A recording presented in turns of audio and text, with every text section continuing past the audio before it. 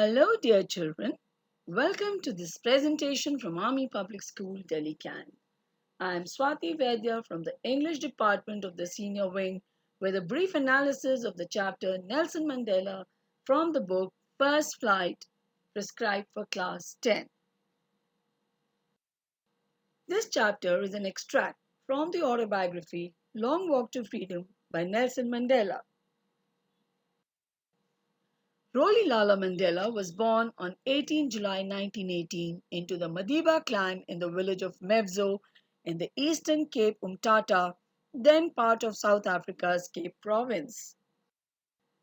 On hearing stories of valor of his ancestors during the wars of resistance from his elders, he too dreamed of making his own contribution to the freedom struggle of his people.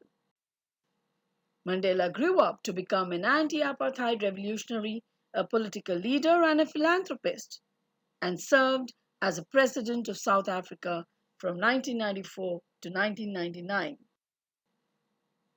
What is the story about? Well, dear children, this lesson gives us an overview as to how Nelson Mandela, along with others, carved their way to a society where there would be no discrimination on the basis of their color, caste, race, age, or gender.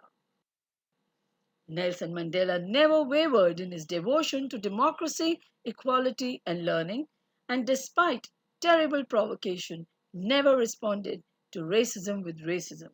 His life is indeed an inspiration to all who are oppressed and those opposed to oppression and deprivation.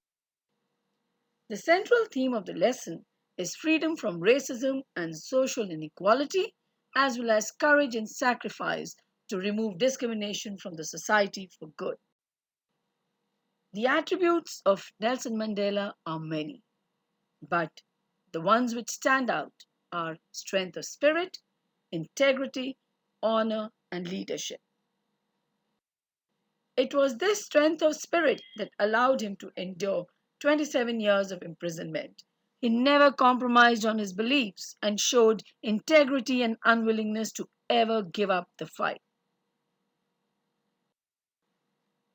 Nelson Mandela once said, quote, "For to be free is not merely to cast off one's chains, but to live in a way that respects and enhances the freedom of others." Unquote.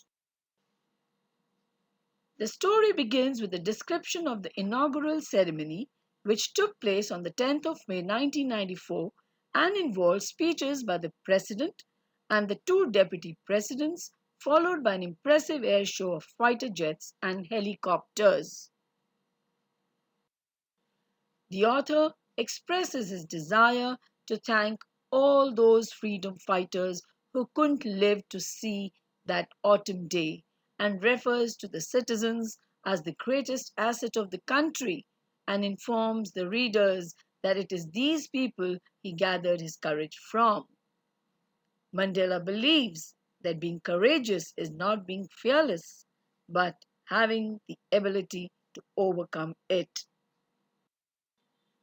He also mentions the two responsibilities every human has and how, in order to fulfill his obligation towards the society, his obligation towards his family was neglected.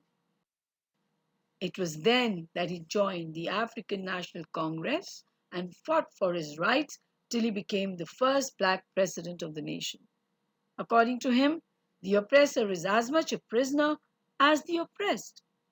As soon as the former robs the oppressed of their freedom, he himself gets robbed of his humanity.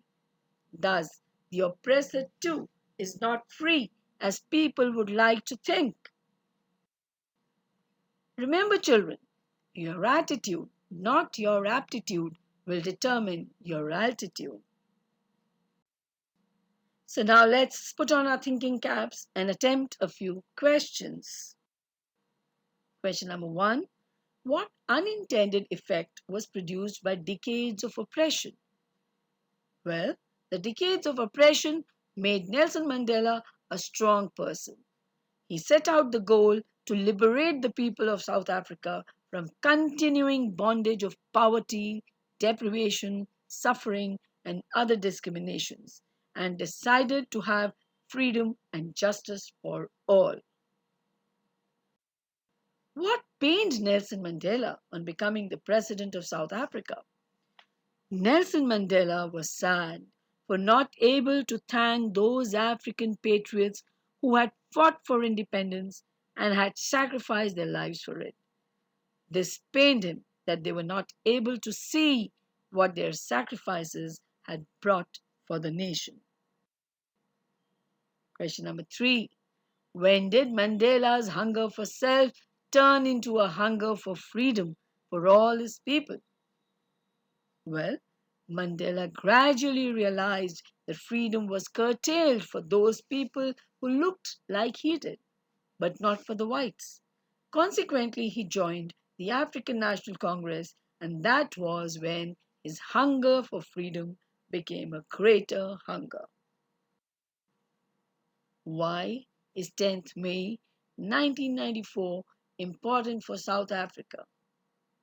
Well, dear children, 10th May 1994 is important for South Africa because the first democratic non-racial government elections were held on this day in the country, and Nelson Mandela became the first black president of the country. Now here are a few extrapolatory questions. Question number 1. Nelson Mandela in his inaugural speech used these two words, an extraordinary human disaster and so glorious a human achievement. What did he mean by that? Now, children, here are some value points that you must keep in mind while writing this answer. To begin with, the extraordinary disaster was the rule of apartheid in South Africa.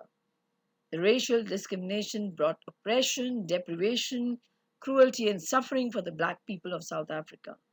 So much so that blacks were not allowed to visit the places reserved for the whites, and they led a life of humiliation. However, on 10th May 1994, African National Congress Party won the elections, and Nelson Mandela became the first black president of South Africa. The coming into power of non-racial government was a glorious human achievement. What different concepts of freedom did Mandela have at different stages of his life? Well, when Mandela was a little boy, he had an illusion about freedom. He thought he was born free and that as long as he obeyed his elders and had the freedom to run in the fields, swim in the stream, ride on the back of bulls, he was a free person. But as a student, he realized freedom was something different.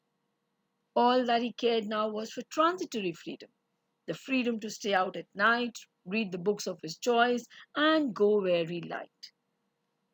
But as a young man, freedom meant something entirely different. He yearned to achieve his potential and dreamt of a family and living a lawful life. And he realized that true freedom is not individual freedom, but freedom for all.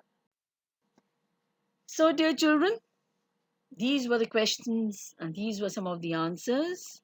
Now, when you write answers on your own, please remember a few points which have been mentioned over here. You must remember them as they will help you a lot in achieving fluency and coherency. To begin with, read the chapters thoroughly. Write relevant and to the point answers. Identify the key words. Be accurate in spellings and content. Create a strong opening and closing statement. Use appropriate vocabulary and tone. And stick to the word limit. And yes, one more thing. Do not forget to write in the correct tense. Children, all these points matter a lot in getting good score in the examinations. So now I'll end my here with a wonderful inspirational quote again by Nelson Mandela, who said, A winner is a dreamer who never gives up. So, children, you will be a winner if you are a dreamer who doesn't give up. So, keep dreaming and keep winning. Thank you and have a nice day.